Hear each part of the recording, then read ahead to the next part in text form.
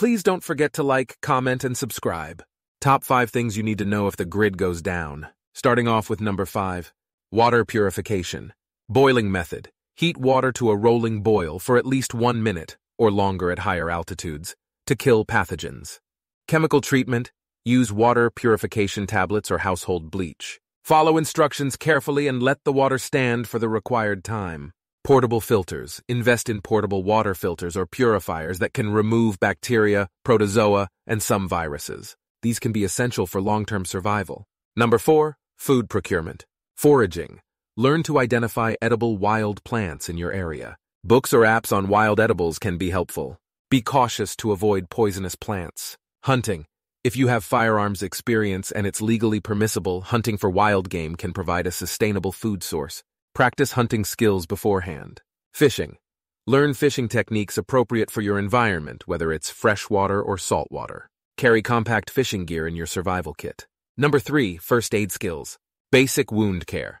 Know how to clean and dress wounds to prevent infection. Carry a first aid kit with antiseptics, bandages, and wound closure materials. CPR and rescue breathing. Learn cardiopulmonary resuscitation, CPR, and rescue breathing techniques.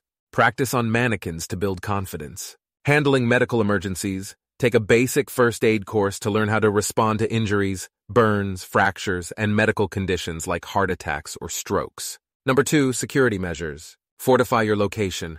Reinforce doors and windows with barricades if possible. Establish secure zones within your home or shelter. Self-defense training. Learn self-defense techniques such as martial arts, boxing, or firearms training if you're comfortable with them and it's legal in your area. Threat assessment. Stay vigilant and be aware of potential threats from desperate individuals or groups. Avoid confrontations whenever possible. Number 1, community building. Form alliances. Build relationships with neighbors and nearby communities. Pool resources and skills for mutual support.